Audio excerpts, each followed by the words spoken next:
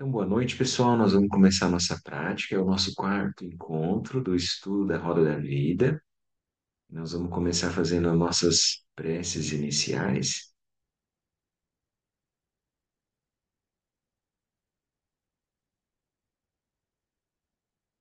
estabelecendo uma motivação pura, né, para a nossa prática.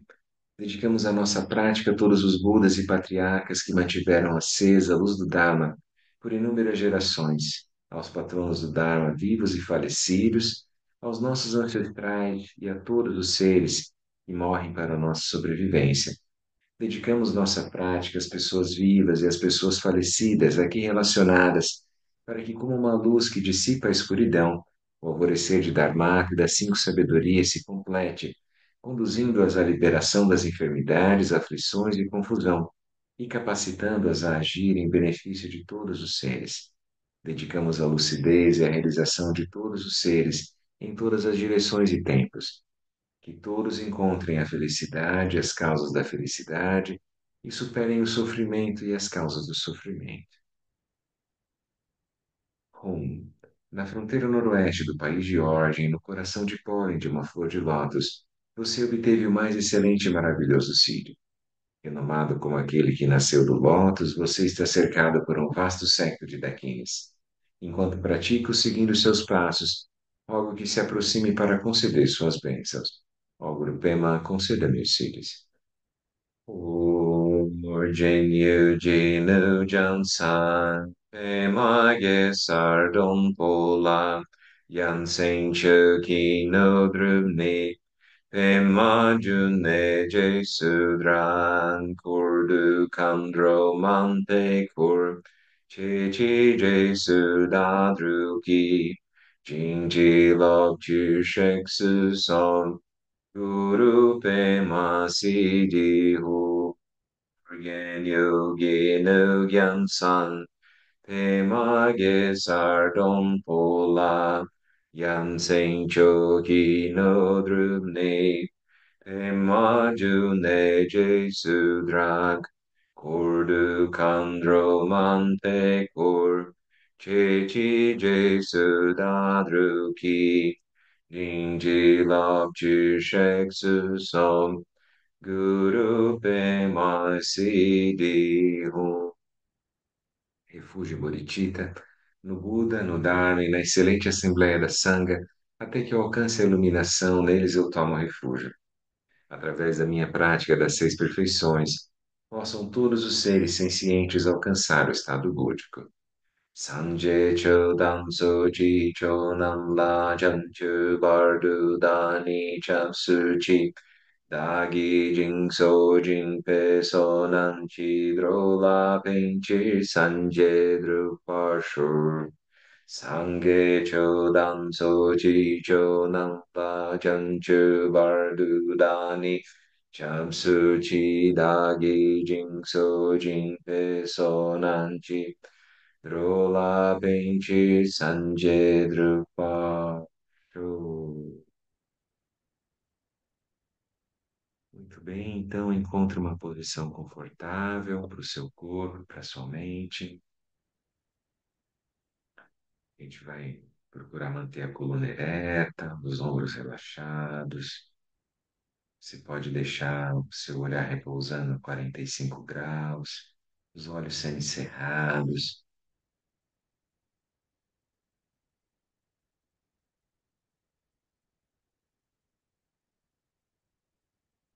Traga a mente de volta ao momento presente, apenas acompanhando o fluxo natural da respiração no abdômen, alguns instantes.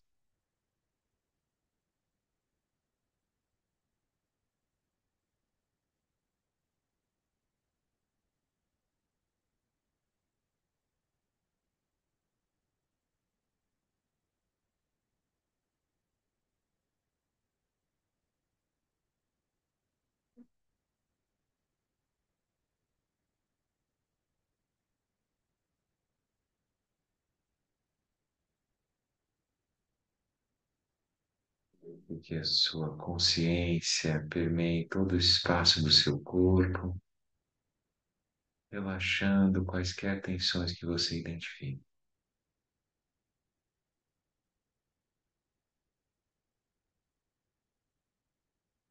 Traga essa qualidade de um profundo relaxamento e uma presença mental à prática.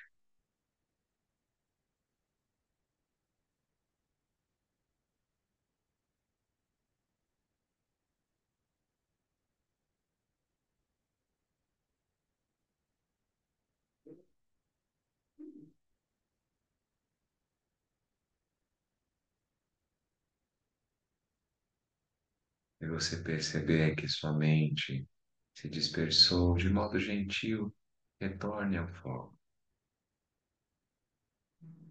Observe o fluxo natural da respiração lá no abdômen, apenas testemunhando, sem nenhum tipo de julgamento. Deixe os sons, as imagens, o que quer que surja a tela mental para si mesmos. Não é necessário se apegar ou rejeitar os fenômenos. Toda a nossa atenção agora está repousando ancorada na respiração abdominal.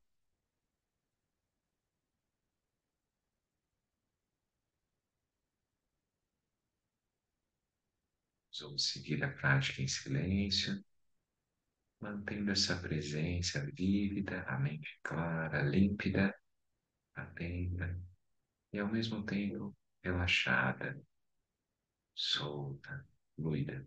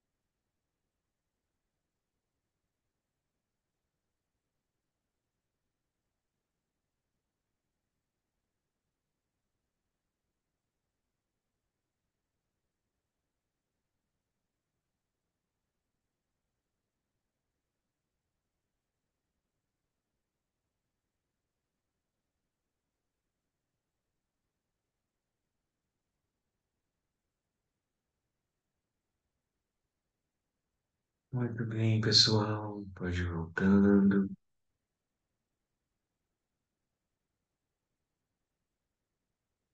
Vocês vejam, a gente fez 10 minutos, né? E como ajuda já a nossa mente a estar mais posicionada. É, sempre lembrar, né, que o nosso desafio inicial é o equilíbrio entre o relaxamento e a vivacidade da mente. Geralmente a gente se senta e começa a nossa mente muito acelerada a se distrair, a divagar, a correr atrás de um monte de imagens, né, que ela mesma produz. Ou é captada por alguma situação, estímulo externo, né, um som, uma imagem, o que for. Então, o nosso treino não é ficar impaciente, irritado com a gente mesmo, com a própria atenção. O nosso treino é voltar, não é pausar a mente, vocês entendem? No sentido de que não vá surgir estímulos externos ou internos. O nosso treino é voltar. Então, a prática é voltar. Ou seja, a pessoa fica irritada, inquieta com ela mesma e insatisfeita que a prática parece que não está funcionando, porque ela está toda hora voltando, tá? Se distraindo e voltando. Mas é aí que está funcionando, isso é a prática. A prática é voltar, tá bom? Voltar de modo gentil. A sua mente tem que estar relaxada, presente. E mesmo que surja a inquietação, você vai observar aquilo. Então, esse é um ponto. O outro ponto é não dormir, né? Que a gente vai ficando, né, grogue ali, vai ficando zonzo, então não tem nada a fazer. Aí você dá aquela baixada. Então, você tem que prestar atenção de trazer o lung. Nesse momento, eu posso acionar de uma maneira direta a energia daquilo que eu estou praticando, que é muito bom. Eu me sinto bem, faz bem praticar. Faz bem tomar banho depois de um dia que eu gastei, que eu suei. Faz bem escovar o dente quando eu almocei, comi. Faz duas, três refeições que eu não almoço. É bom escovar o dente. Então, tudo isso é bom deitar na cama quando você está cansado no fim do dia, esticar as costas, não é assim? Então, é bom também eu dar uma higiene para minha mente. Esse é o termo que o Dalai Lama usa. Fazer uma higiene mental. E é a chamata que nós estamos praticando aqui. Permanência sereno, calmo, repousar.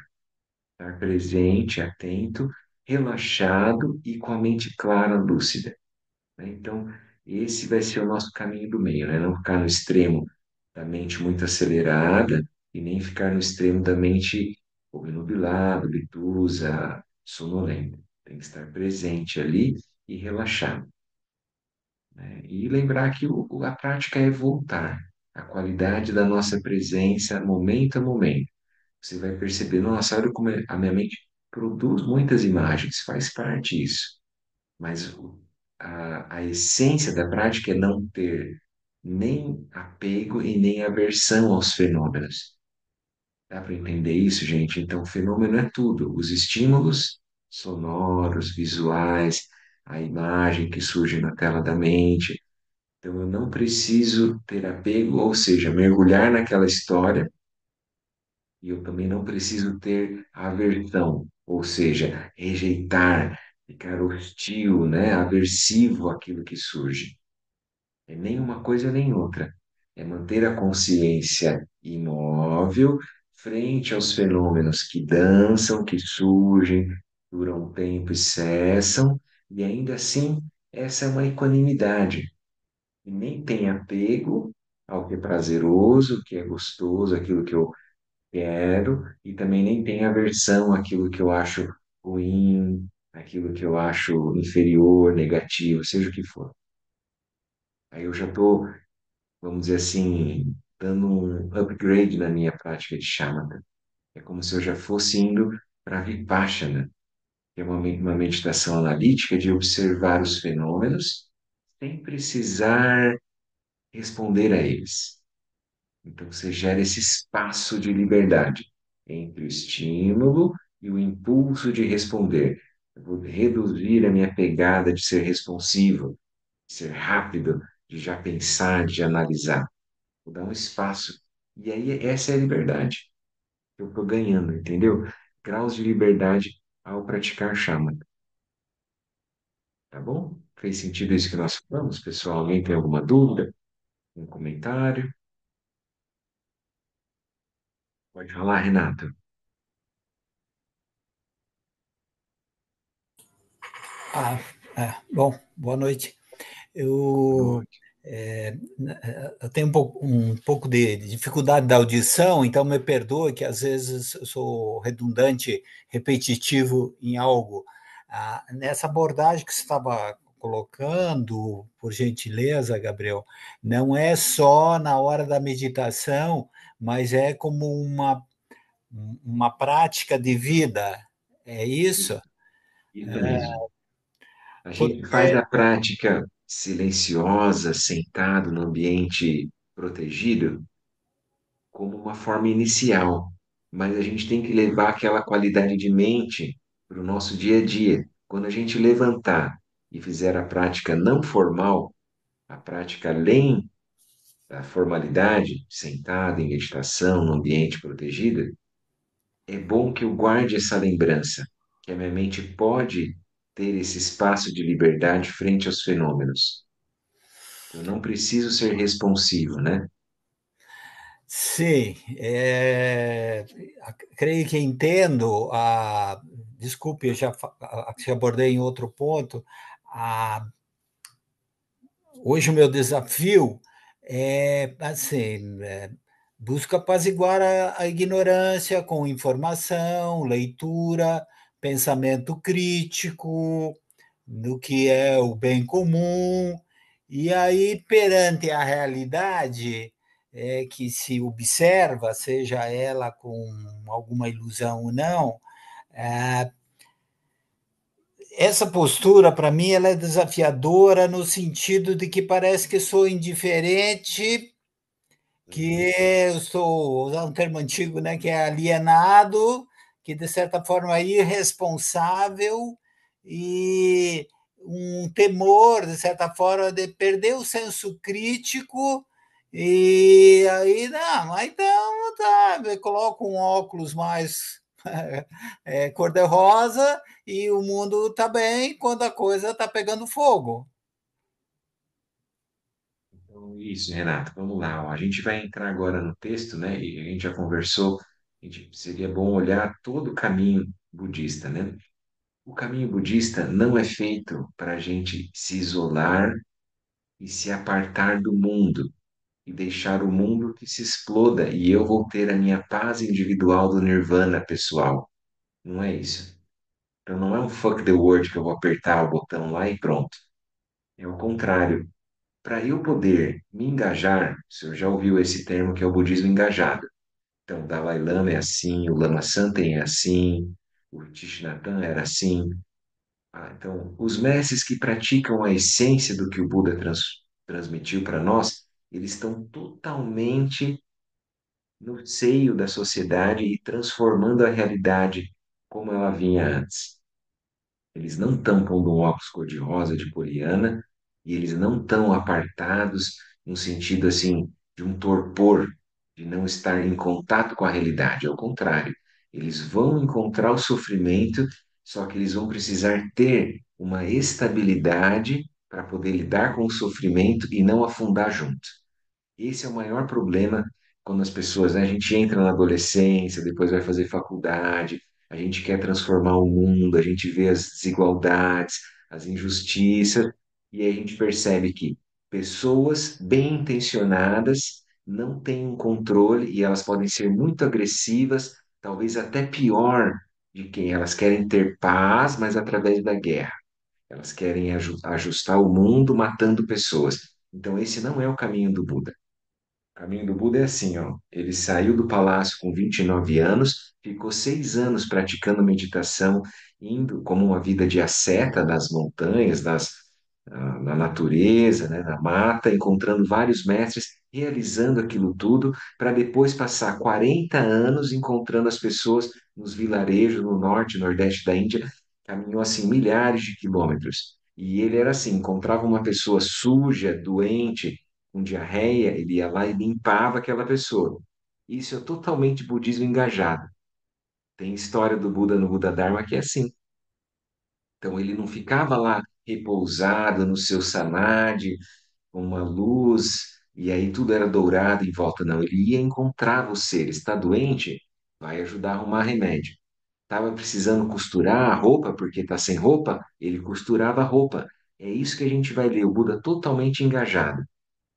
Porém, o que que acontece, Renato? Cada um vai perceber a sua própria mente. A gente se desestabiliza ao encontrar o sofrimento. A gente não tem essa estabilidade de mente.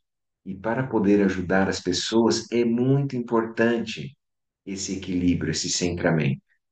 Uma pessoa serena, com a mente clara, aberta, um coração aquecido, amoroso, ela vai ser de muito mais benefício do que uma pessoa que fica, às vezes, raivosa, irritada, pensando nas injustiças do mundo. Ela vai, às vezes, vai impactar mais, vai complicar mais a situação. A gente já viu isso na nossa própria experiência e vem dos outros. Então, o que que acontece? A gente percebe no budismo, a perspectiva é assim: eu preciso lidar com as minhas emoções perturbadoras, minimamente reduzir o apego a minha própria visão de mundo, as minhas próprias opiniões, porque a gente é muito panfletário, aguerrido à nossa visão de mundo e tenta enfiar goela abaixo a nossa paz, a nossa visão, o que é o melhor para todos os outros. É como se fosse assim, eu tenho a minha visão de mundo e como é que o mundo inteiro, os outros 7 bilhões, não pensam igual a mim? Tem alguma coisa errada nesse mundo. Então, o budismo ele vai mostrar assim: eu preciso inverter a ótica e olhar para o processo mental. A minha mente está construindo a realidade no entorno. Não existe o mundo em si, existe a experiência de mundo. No entanto, que cada um vai descrever de uma forma a mesma situação. Quando eu penso que eu estou vendo a verdade absoluta, a realidade em si, por si, isso é uma ilusão. Isso é a vidya no budismo. Porque eu não estou vendo, não estou introduzindo o papel do observador. O observador muda a experiência. Então, dependendo do referencial em que eu me assento, eu construo a experiência de uma outra forma. Por isso que é importante continuar fazendo as leituras, o conhecimento, mas tem que transformar o conhecimento em sabedoria. Que é assim, eu entendo as quatro nobres verdades, o nobre caminho óbvio. Eu vejo o sofrimento, eu vejo as causas do sofrimento, eu vejo que é possível cessar o sofrimento e qual que é o caminho? Tem uma motivação boa, benéfica, ajudar os outros seres, eu evito causar prejuízo, eu procuro produzir ações benéficas, eu procuro dirigir minha mente. Então, esse é o caminho resumido do Buda. Então, eu vou ter que olhar para o meu mundo interno para poder me tornar mais hábil. Isso são os skillful lá, os meios hábeis para ajudar os seres. Daí, se eu tenho um pouco de paz, um pouco de tranquilidade, é exatamente a qualidade da presença, da minha presença, que eu vou oferecer para os outros. Daí eu posso ser acolhedor, amoroso, compassivo e ajudar a lidar com o sofrimento e não dar as costas para o sofrimento. E a compaixão é algo que eu vou expandir para todos os seres. Eu não vou ter compaixão só de um nicho, só de um certo tipo de pessoa. A gente tem compaixão pelas pessoas que têm menos recursos financeiros, pelas pessoas que têm alguma deficiência, pelas pessoas. Eu vou dizendo aqui, não é verdade? A gente deve continuar tendo compaixão dessas pessoas, mas o Buda, a compaixão dele engloba a todos os poderosos, que têm riqueza, os que são agressivos, os que promovem guerras, todos os seres têm que estar dentro do coração iluminado de Bodhicitta, o espírito despertar do Buda. Daí muda totalmente. Então, por exemplo, a compaixão de verdade não é tirar a pessoa da classe C, mandá-la para a classe B, ou da classe B mandar para a classe A. Não é isso. A compaixão de verdade é ajudar a pessoa a despertar para o seu próprio potencial búdico. É claro que eu vou precisar dar comida para quem tem fome. Quem puder ajudar da maneira que for, né? Ajudar com abrigo, ajudar com roupa no frio, ajudar a pessoa que precisa de alguém para ser ouvida e assim por diante. Mas a compaixão essencial é ajudar a pessoa a reconhecer essa natureza ali. Aí é a bênção do meu olhar amoroso de ver o outro como a natureza búdica. O outro não é dependente, o outro não é inferior, o outro tem essa capacidade, né? E isso não tem olhar de poliana, né? É o contrário. Espero que eu tenha ajudado, Renato. Nós vamos conversando aí, tá bom? E vamos lá para a página 16, então. Nós estamos na realidade vista pela vacuidade.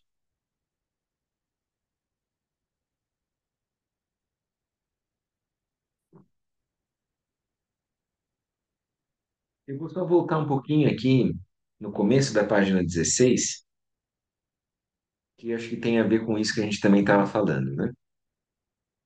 Agora, mesmo o Amitabha é muito sutil para a maior parte das pessoas. Amitabha, né, o Buda do silêncio, né, que senta em meditação. Eles sentam em silêncio, elas sentam em silêncio, mas suas mentes ficam girando, fazendo planos, e a meditação não rende muito.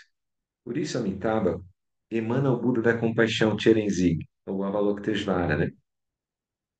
O Buda da compaixão já é diferente. Ele não fica sentadinho esperando que os outros olhem para ele. Tcherenzin vai ao mundo, ouve os sons do mundo, interage com as aparências do mundo. Isso é que o Dalai Lama faz, o Lama Santen, o Buda Shakyamuni fez.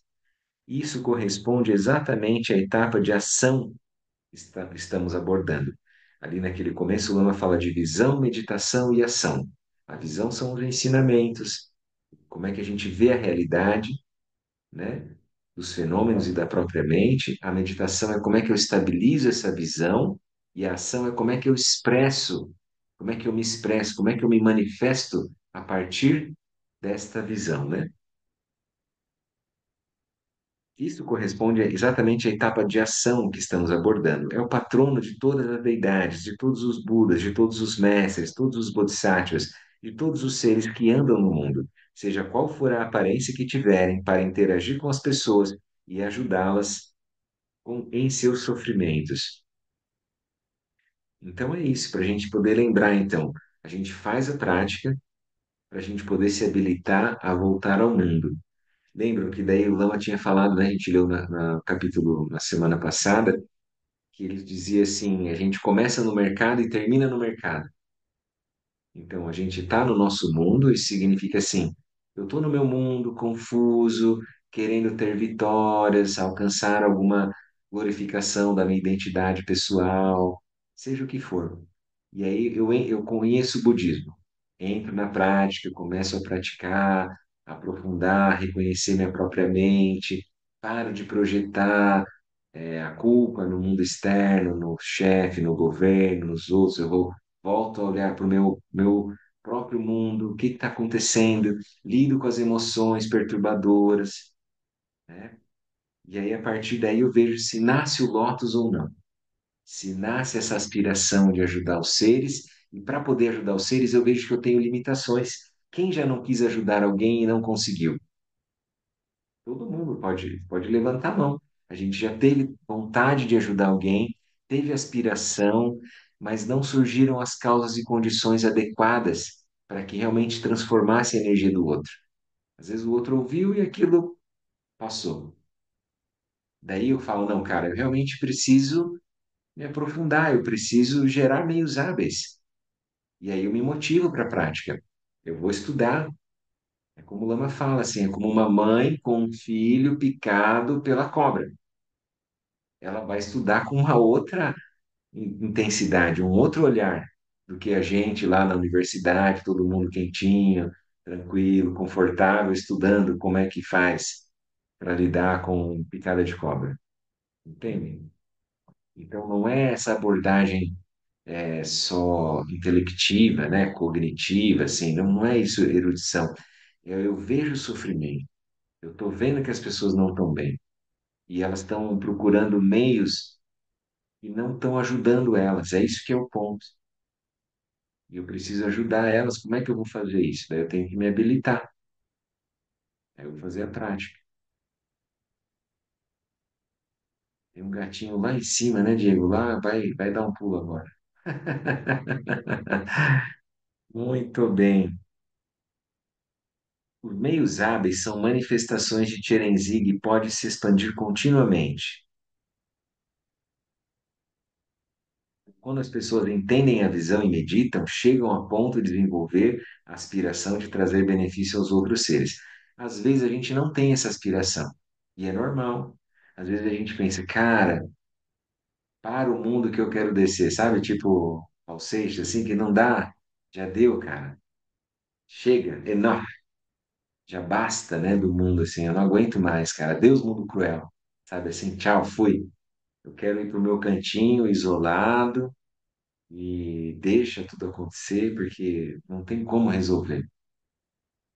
Tem muitos praticantes de caminhos espirituais que a gente que pode embarcar nisso, né? Da gente querer a nossa paz, porque às vezes a gente é muito sensível e tudo nos incomoda e tudo a gente sente uma injustiça, sente um sofrimento. E aí, como é que eu vou ajudar as pessoas? Então, aí vai entrar no caminho do Bodhisattva, né? A aspiração real, genuína. Eu quero trazer benefício. Primeiro é não gerar malefício. Então, eu tenho que impactar menos na vida dos outros, gerar menos sofrimento nas pessoas com quem eu convivo, no meu entorno.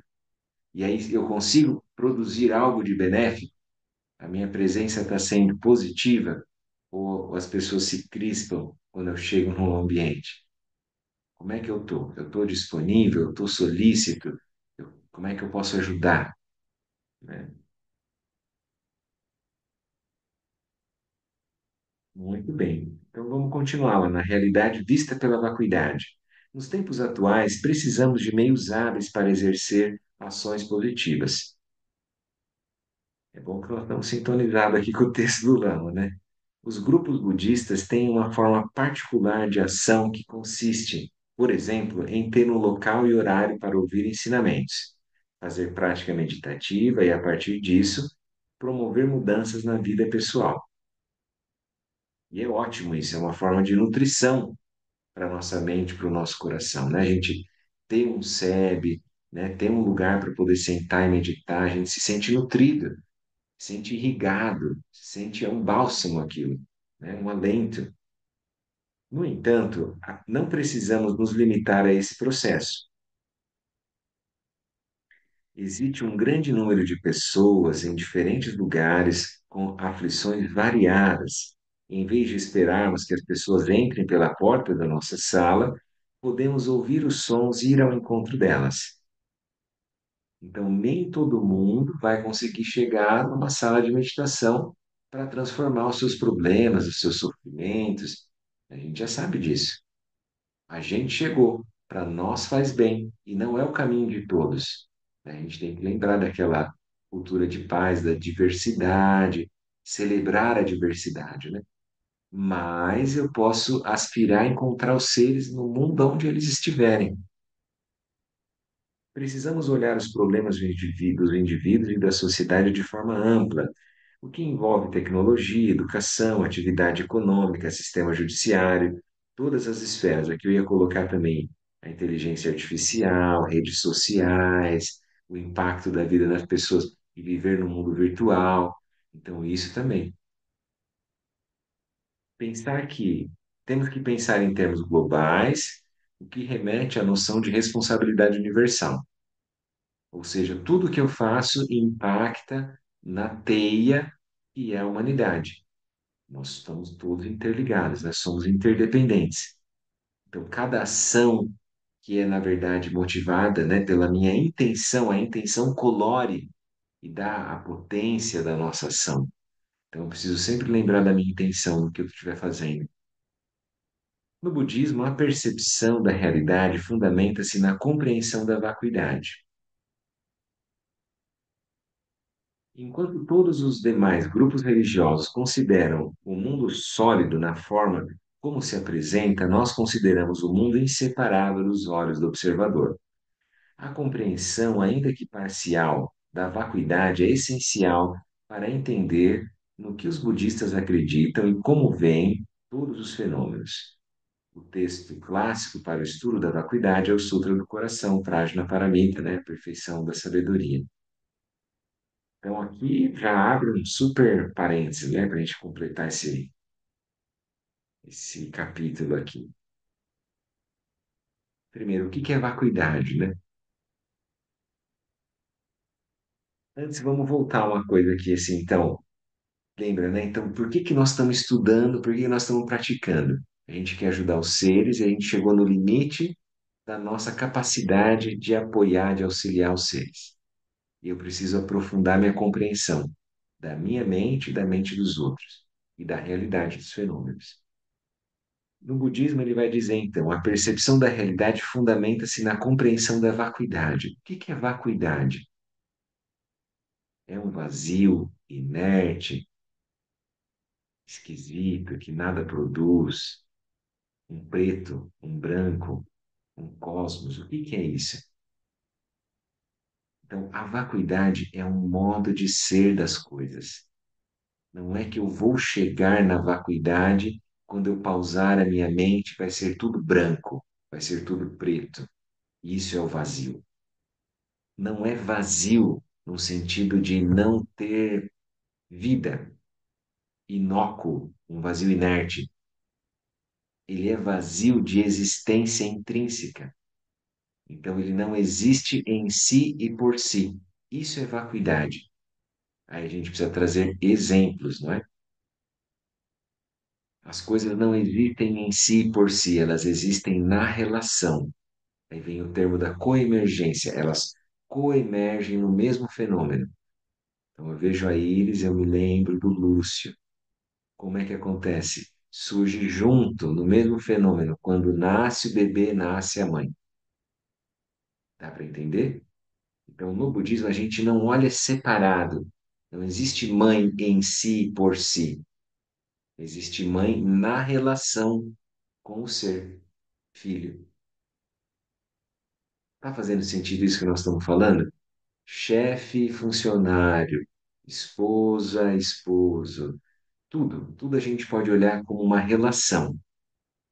O que que acontece é que a gente tem uma super identificação com uma identidade, com um eu. Parece que o eu existe em si por si. Na verdade, independentemente das condições externas, como se o interno fosse uma coisa e o externo fosse outra. Isso é o que a gente vai chamar no budismo avidya, a não visão ou cegueira. Não visão é melhor, né? Senão cegueira parece que fica, eu não estou vendo, mas não é que eu não estou vendo, eu estou vendo de uma outra forma. Eu estou vendo a partir da minha ilusão. É esse que é o ponto. Mas é que é muito forte em nós, a gente é muito arraigado, parece. E ainda a nossa sociedade ocidental, contemporânea, capitalista, hedonista, tudo isso que a gente vive, ela faz o quê? Ela tenta, desde criança, você deve ser especial, você deve ser, sabe, você deve crescer, vencer barreiras e ser o melhor. Não é assim que a gente é treinado? E aí você vai ver então o quê? Ele está reificando a dualidade, a separação de tudo que é o eu para o não eu. O eu é o bom, o eu é o melhor, o eu é o vencedor. Todos os outros, tudo que é não eu, é ruim, é mal. E aí vai a visão da polarização que nós estamos vivendo. Vocês entendem isso? Então, o budismo, se eu for entrar no cerne dele, da vacuidade, eu vou dissolver essa dualidade entre o que é o eu e o que é não eu. Isso não é fácil, eu estou só dando uma pincelada, uma visão panorâmica, a gente tem que aprofundar na realização disso com o Sutra do Coração do Prajnaparamita. Então, o nosso estudo a gente vai aprofundando aqui. Vai ter todo o caminho do budismo nesse ano que nós vamos olhar esse texto do Lama.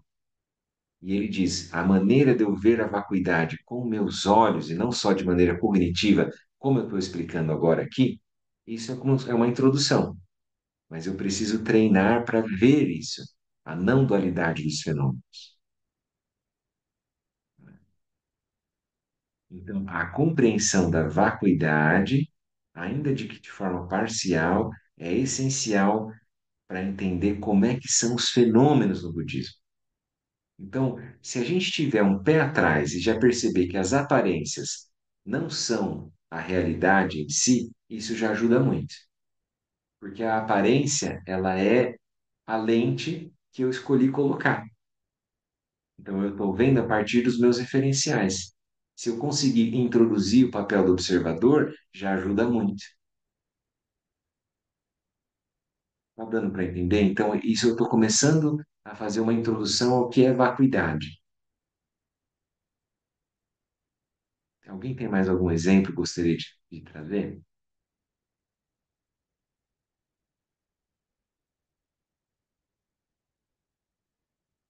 A vacuidade, então, é como se fosse mostrar para nós que as coisas, elas são construídas, elas são luminosas, elas não são uma realidade em si, por si, intrínsecas. Lembra que eu brinquei, já contei para vocês um exemplo do castelinho na areia. Então, o castelinho na areia é assim: a criança está lá, você constrói um castelo, e aí, quando você está construindo o castelo é feito de quê? Da areia da praia. Porém, chega um certo momento em que o castelo já não é mais só areia da praia. Se alguém pisar naquele castelo, você vai sentir em você. Então, você imputou um valor naquela areia. Entende? A criança vai chorar se alguém vier destruir, depois que fez com tanto cuidado aquele castelo. Entendem? Então não tem um limite, um bordo, só se for uma concepção arbitrária, que eu falo, eu pego um palitinho de sorvete, risco em volta e falo, esse é o castelo. Daqui para cá é castelo, daqui para lá é praia, areia da praia. Mas vocês veem que isso é uma concepção arbitrária, que eu imputei esse tipo de valor? Porém, isso é na minha mente, só que quando eu vou perceber, tem uma energia também funcionando ali, que eu sinto, tenho um apego por aquilo. E isso é a luminosidade, que eu coloquei uma energia naquilo. Então dá para ver que o castelinho de areia é a mesma coisa que areia, quando eu falo forma é vazio, vazio é forma, lá no Sutra do Coração. Então o castelinho de areia é a praia, praia é o castelinho de areia. Não está separado uma coisa da outra. É a mesma coisa que a onda e o mar. O mar é a onda é o mar. Eu sempre lembro também um outro exemplo também, quando a gente assistiu Procurando Nemo, aquela parte lá que tem aquelas tartarugas, paz e amor lá, que é bem legal ver elas, né?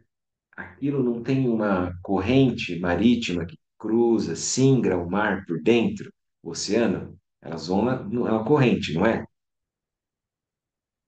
A corrente marítima, ela é a mesma coisa que o mar, não é? É a mesma água. Porém, eu posso nomear, dizer que a corrente marítima é uma coisa e o mar é outra, porque ela tem uma operacionalidade, ela tem uma função, ela carrega seres, ela leva outra temperatura, ela muda o estilo do mar onde ela chega. Dá para entender? Então, não tem separação entre a água é a mesma. Então, isso é a vacuidade da corrente marítima. Porém, ela tem uma operacionalidade. Ela é vazia, mas ela é luminosa, a corrente. Ela tem uma funcionalidade, ela impacta onde ela vai. Então a gente tem que ir treinando, achando muitos exemplos do que seria vacuidade, que a vacuidade é esse espaço de possibilidades para construir uma realidade. A vacuidade, então, não é um vazio inerte, ela é uma abertura vívida, aberta e assim, cognoscente, ou seja, ela tem um brilho, ela não é uma coisa é, inerte. Esse que é o ponto. Uhum. Gabriel, Pode falar, Iris. acho que o exemplo do espelho é bem legal também, que quando fala dessa natureza vazia, né? Então, a- quando o espelho reflete a imagem, né? Então, tava vendo o Nankai Norbu tava explicando. Então, o espelho tem seriam três aspectos, vamos dizer. Então, tem o aspecto da natureza do espelho, que é a natureza de refletir. Então, o espelho é vazio de imagens por natureza. Ele em si não tem uma imagem. mas ele nunca está realmente vazio, ele está sempre refletindo alguma imagem. Sim, Mas essa imagem verdade. é qualquer imagem, né? Então, o- a- essa vacuidade seria essa natureza, né? A natureza de refletir, de manifestar alguma coisa, mas não ser aquela coisa. E nunca estar contaminado por aquela coisa. Então, nunca é um vazio sem manifestação, vamos dizer assim, né? Sim. É sempre um vazio que está mostrando alguma coisa. Sempre é um vazio criativo, sempre aparece alguma coisa ali. Nunca está, Isso. né, Ele tem uma sem essa. luminosidade. Isso. Então, É. a vacuidade tem esse aspecto de ela não está presa na sua manifestação, mas ao mesmo tempo ela está sempre manifestando. Não, nunca está sem essa manifestação, né? Então, ela tem uma conexão com a manifestação. Então, isso é só uma introdução prévia, assim, tá perfeito, foi muito bom eles, obrigado, assim, eu adorei, porque o espelho vai ser muitas vezes usado, o Shagdu Rinpoche usa, o Lama, né, o Nankai Norma, como a eles falou. A gente tem que lembrar desse processo do espelho. Outro exemplo que eu me lembrei agora que ele estava falando também é o espaço, o céu.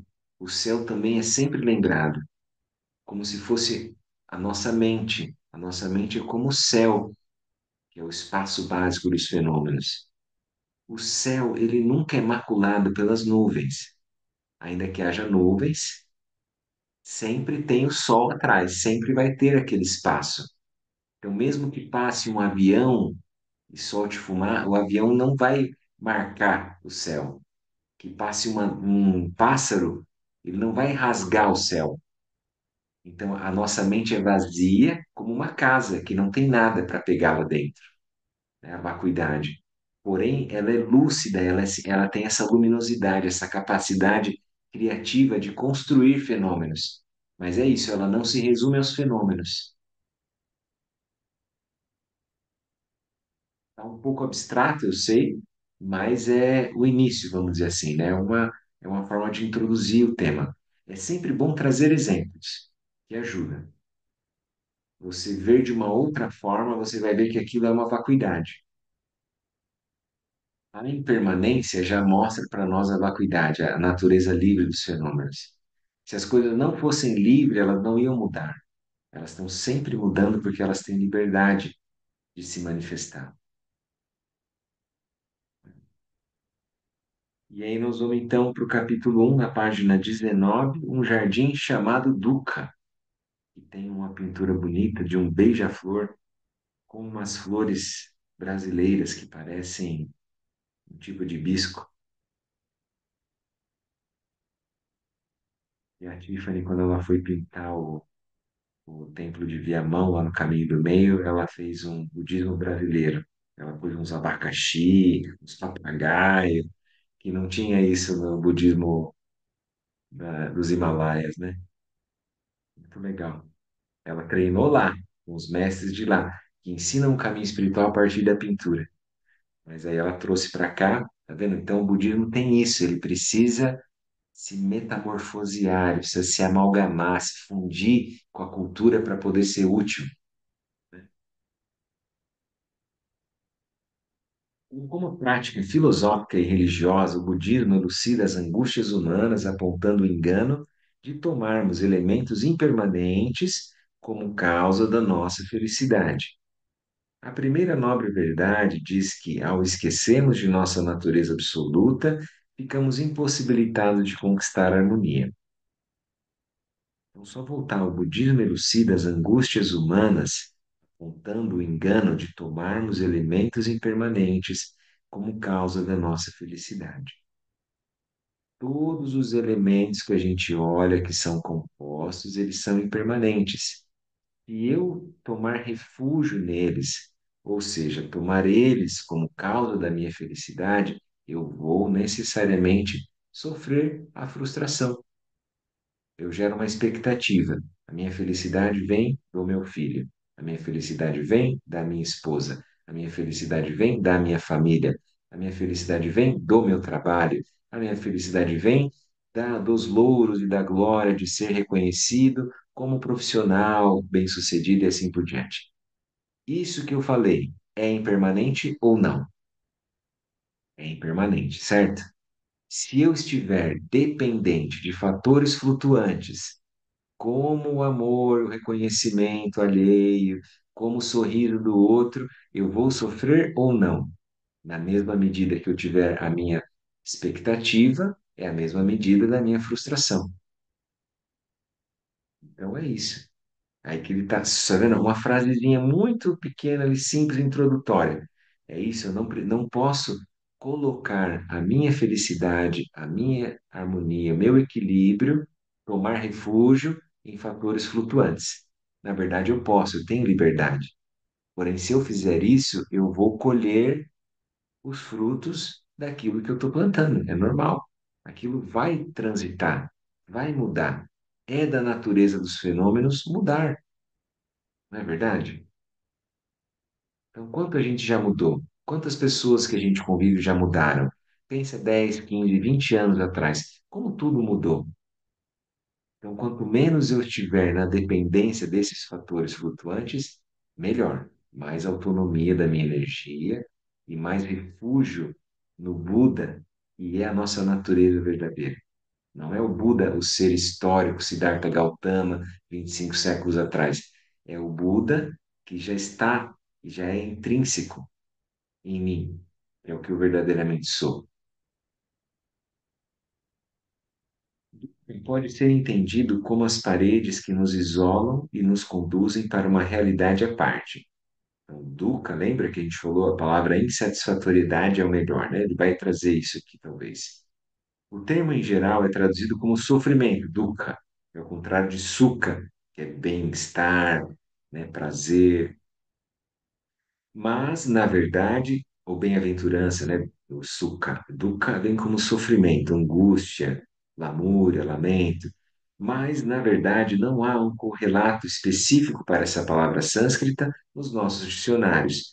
Dukkha é a forma de olhar, uma forma de olhar o mundo, um estreitamento da visão, ou melhor, são as aflições que sentimos ao perdermos a capacidade natural de reconhecer a dimensão ilimitada do espaço diante dos nossos olhos. Quando encostamos o dedo em uma brasa quente, sentimos dor. Sem esse aviso originado da inteligência natural do nosso corpo, acabaríamos sem a mão. Do mesmo modo, sem dukkha, não nos daríamos conta dos estados confusos de nossa mente. Muito bem. Então, aqui, quando eu for olhar dukkha, que é a primeira nova verdade, a gente pode traduzir como sofrimento ou insatisfatoriedade. Lembra, né, que dukkha não é só o aspecto da tristeza, é o aspecto da alegria que vem junto com a tristeza. Lembra, né? No mesmo fenômeno, como se fosse uma moeda e essas duas faces da moeda. Eu entro na universidade, fico todo feliz porque passei no vestibular. Assim que eu entro, começam as tretas, problemas, as discussões, as tribos, e aí vai. Prova. Aí você pode lembrar, entro num trabalho, que maravilha esse trabalho. Aí começa a vir problema, é horrível o trabalho. Entro numa casa, a casa é a melhor casa do mundo. Começo a ver todos os defeitos. Entro num relacionamento, o relacionamento é o melhor. O relacionamento começa a vir água abaixo. Então dá para entender que é no mesmo fenômeno, né? Então, vem a alegria e vem a tristeza juntos. Isso é dukkha. A aflição intensa, a dukkha educa, poderia ser isso também, né? A gente tem que se educar com dukkha. A aflição intensa nos põe em contato direto com o nosso karma. No budismo, karma quer dizer ação, um tipo específico de ação que se repete indefinidamente, formando as estruturas aparentemente sólidas daquilo que podemos perceber como as grades de nossas prisões. Por exemplo, volta e meia encontro com alguém que fuma. Às vezes a pessoa já não está bem de saúde e diz: Eu não quero nem ir ao médico, porque ele vai dizer de novo para eu parar de fumar, e eu não vou parar. Como se vê, as pessoas não conseguem se proteger de si mesmas. Tudo se passa como se estivéssemos batendo leite para produzir manteiga. Repetimos um movimento de forma distraída, por vezes sem conta, até que finalmente aquilo que era fluido se torna cremoso denso. Do mesmo modo, movimentamos nossa energia sempre em uma determinada direção, até que acabamos por esquecer a liberdade que nos possibilitou iniciar o processo.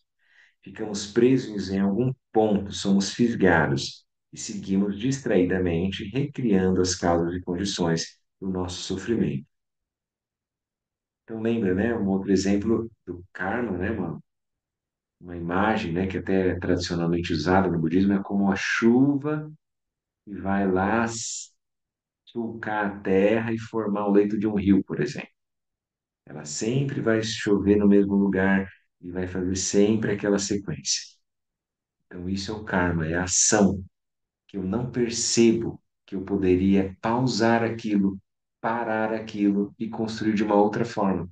É quando eu entro numa bolha, eu entro num jogo e eu fico com sangue nos olhos. Tá dando para entender isso? Eu entrei naquele jogo, naquela história, por exemplo.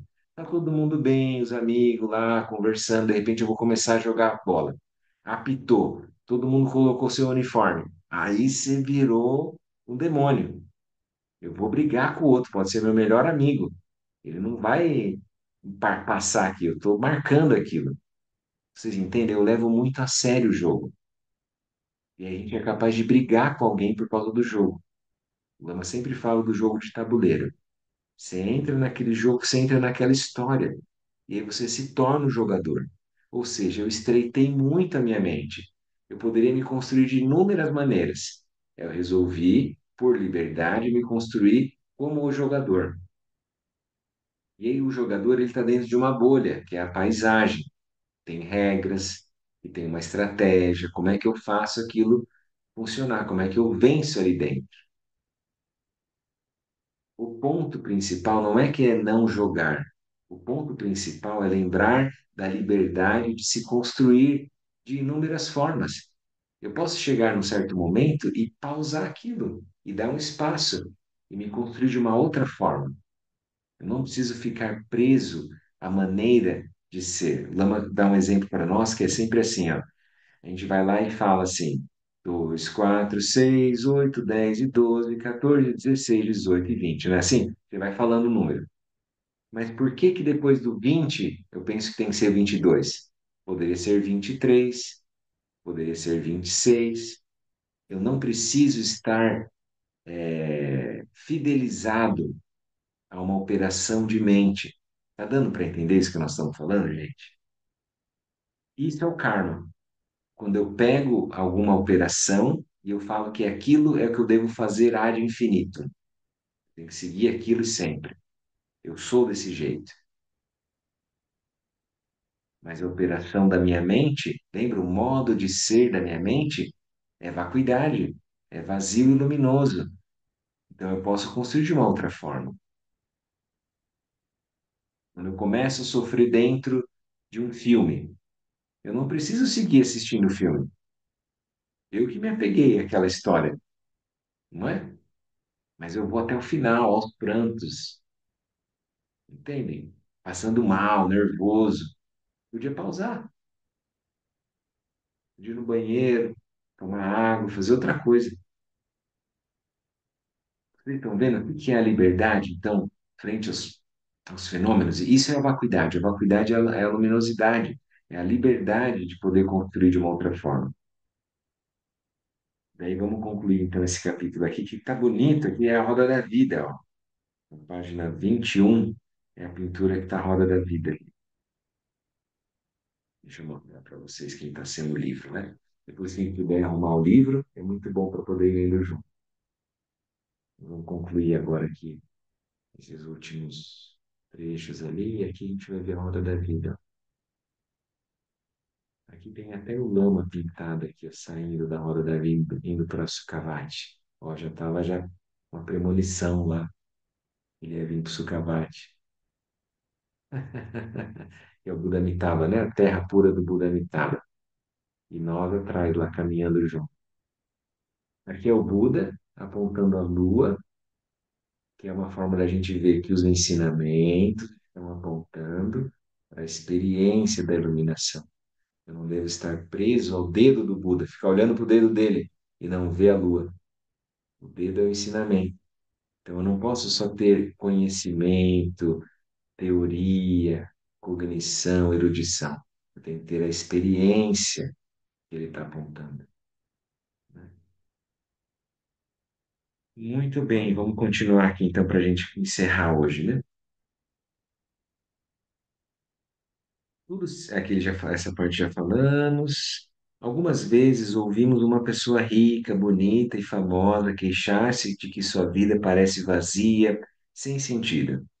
Ela pode inclusive fazer uso de remédios para cuidar daquilo que modernamente nos habituamos a chamar de depressão. Um tipo de desordem física e sutil, na qual perdemos o sono durante a noite e nos arrastamos durante o dia, no labirinto dos nossos pensamentos e emoções negativas. Aqui também é claro, assim, né? Toda a visão de que é sucesso para nós é só você ver tem riqueza, quem tem poder, quem tem fama, quem tem beleza, juventude, também suicida. Se isso acontece, esses não são fatores de refúgio, certo?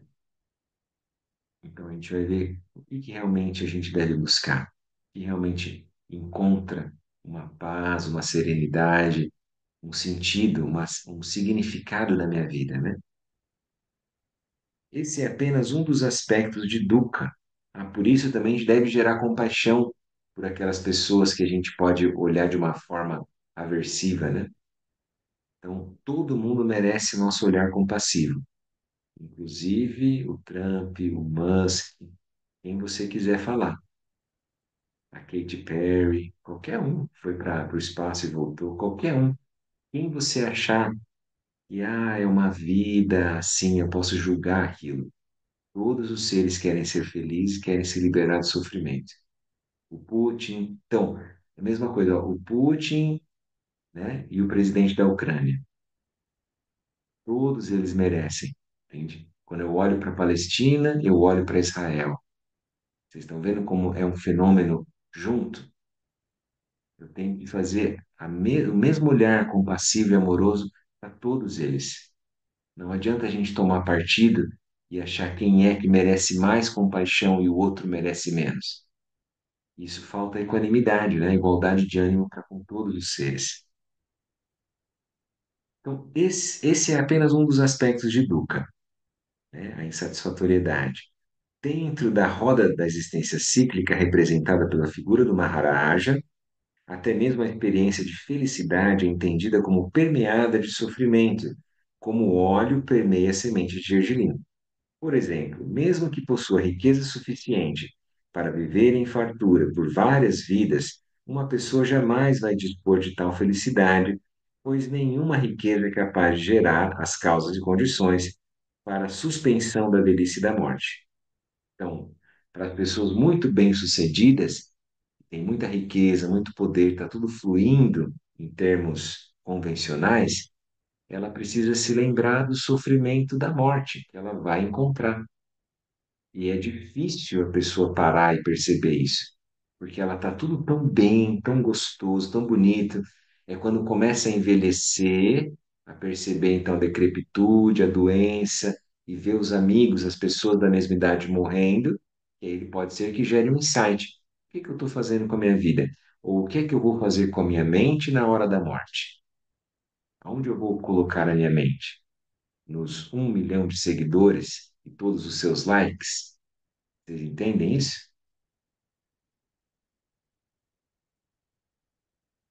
A experiência cíclica é construída e se mantém como uma reprodução incessante de formas variadas a partir da mente.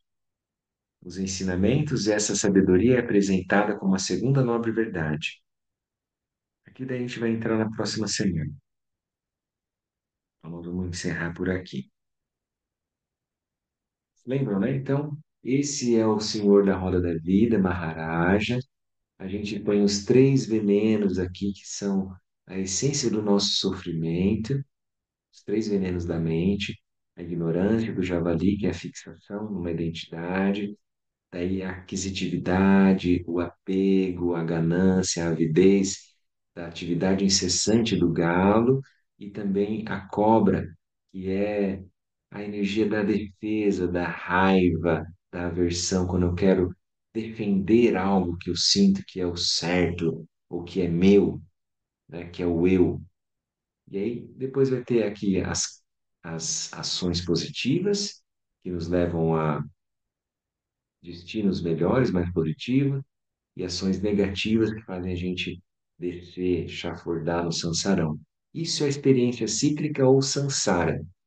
Então, aqui a gente tem os três reinos inferiores, o reino dos animais, que é a obtusidade mental, a marca principal, o reino dos infernos, que é a hostilidade, a aversão, todos são negativos, todos são meus inimigos. E aqui tem o reino da carência, dos fantasmas famintos ou pretas, onde eles vão mostrar que eles precisam, tem sempre algo que me falta, né? Se for ouvir música, tem muito isso aqui, tudo isso aqui pode virar música, né? Aí depois a gente tem o reino humano, deixa eu ver onde é que ele tá aqui. Tá aqui. O dia a dia, todo dia ela faz tudo sempre igual, me sacode às 6 horas da manhã, daí tá lá. Depois tem o reino que é desejo e apego, né? Tem o reino dos asuras ou semideuses, né? Deuses guerreiros aqui, que é a inveja, competição.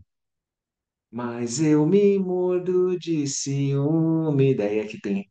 Ele olha aquilo, ele prefere alguma coisa fora. Aqui também a gente pode olhar a competição, os guerreiros querem vencer. Depois tem o reino dos deuses, que é visto como o melhor. Muita gente sente que é o melhor, mas no budismo a gente sabe que o reino humano é melhor para praticar, pela questão da gente não ter só felicidade nem só sofrimento. É muito difícil aqui embaixo praticar, porque a gente está muito tentando sobreviver, e aqui em cima é muito difícil porque eu estou inebriado de prazeres. Então é muito raro que alguém que está dando tudo certo pare para pensar na vida. Pense como é que eu posso ajudar os seres, ou pense como é que vai ser a minha morte, como é que eu vou fazer depois, o que está acontecendo com tudo isso.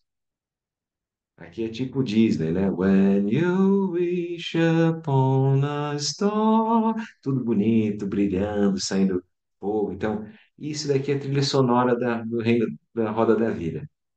Aqui ia ser um Sepultura, uma coisa assim mais, né? Bem, que aqui seria tipo, tornei-me um ébrio na bebida, né? Uma coisa assim. E aqui, eu não nasci para o trabalho, reino dos animais, né? Então, cada um tem uma música que a gente pode olhar. Isso é só para ilustrar a nossa experiência com a roda da vida, né? A roda da vida é um ensinamento tradicional do Buda. Buda Shakyamuni pediu para um dos seus discípulos, que era um artista, um pintor, fazer ela e dar de presente para um rei. Então, isso tem 25 séculos já, né? E ela é reproduzida em todos os templos budistas e geralmente fica logo na entrada, para a pessoa já dar um susto ali com uma raja, né? Então, em vez de botar um anjinho, né, algum santo ali, já bota já um demônio com uma cara brava para a pessoa ver se ela chacoalha e acorda. Isso tudo não é para fazer mal para a pessoa, é para ela poder ficar bem, é para ela não ficar ludibriada com a sua bolha de realidade, né? Beleza, pessoal? Tem que fazer alguma pergunta, comentário?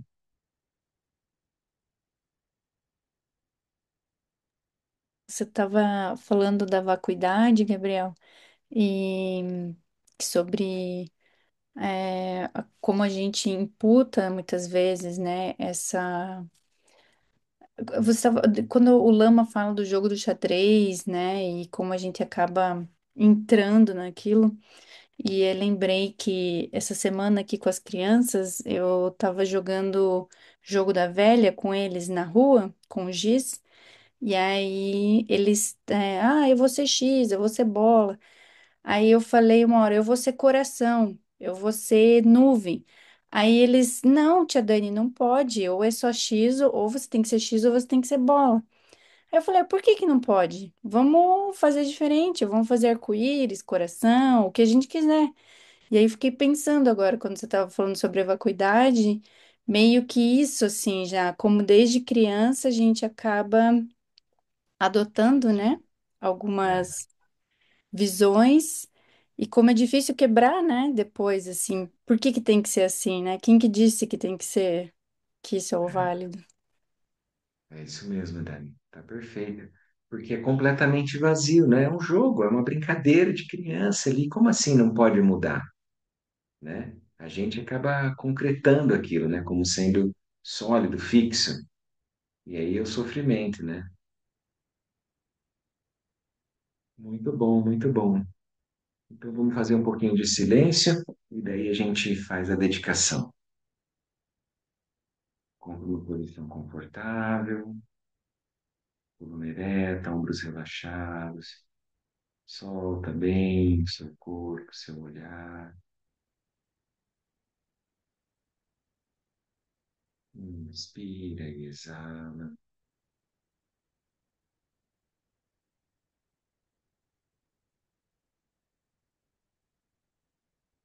Método de aprendizado no budismo do pensar, contemplar e repousar. Nós ouvimos os ensinamentos, lemos o livro, é o pensar. Nós contemplamos com os nossos exemplos que evocamos. E agora o repousar é um voltar. Deixe a sua mente simplesmente decantar todas as experiências, raciocínios e aquilo se dissolver.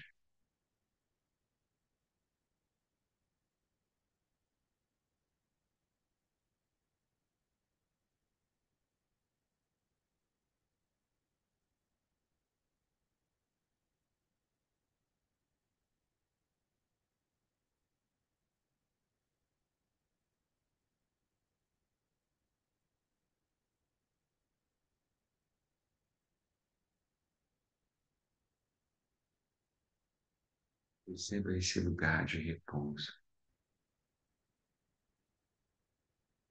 Nenhuma urgência, nenhuma demanda, nada a ser feito.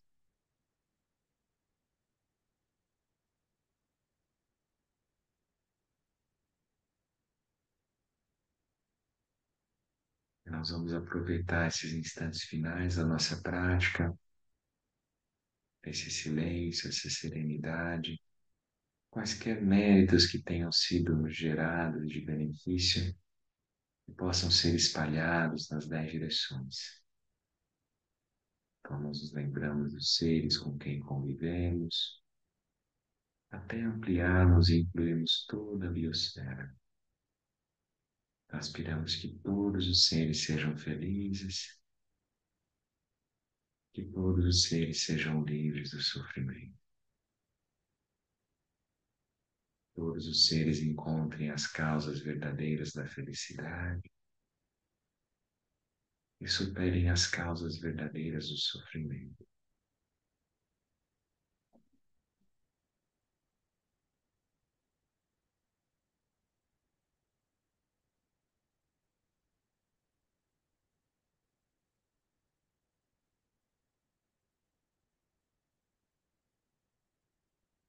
Fazer a dedicação,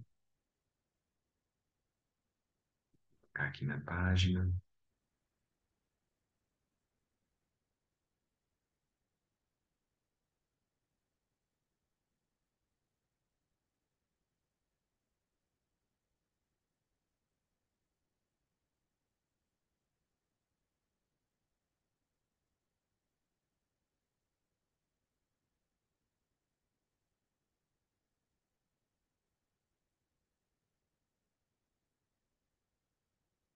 Que os méritos desse encontro se expandam e toquem a todos, que o Mestre Universal da Paz e da Compaixão, Sua Santidade o Dalai Lama, juntamente com todos os mestres de todas as tradições que veiculam essa mensagem, tenham longa vida.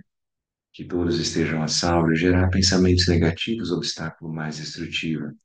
Estes pensamentos nunca surgem em nossa mente e que todos os seres também estejam livres de pensamentos negativos. neste exato momento, possam nem mesmo os nomes doença, fome, guerra e sofrimento ser ouvidos pelas pessoas e nações da terra, mas possam sim sua conduta moral, mérito, riqueza e prosperidade crescer, e possam a suprema bem-aventurança e bem-estar sempre surgir para elas. A gente vai fazer a prece final para que a tradição do Guru Padmasambhava floresça.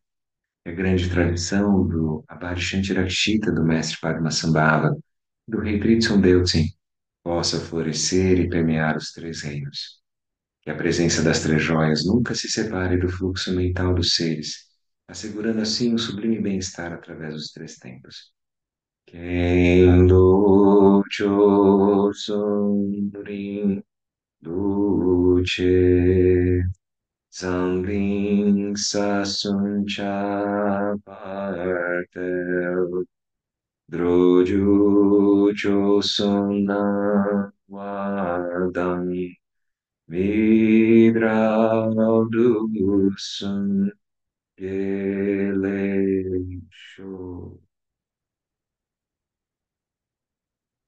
Muito bem, pessoal. Muito obrigado pelo encontro mais uma vez, pela prática, sempre muito bom. Boa semana para todos. A gente vai se falando então. Obrigada. Boa noite. Obrigado. Boa Obrigada, boa noite. noite. Tchau, tchau, gente. Valeu. Tchau, Obrigada, boa tchau. noite. Valeu. Obrigado, valeu. Tchau, tchau.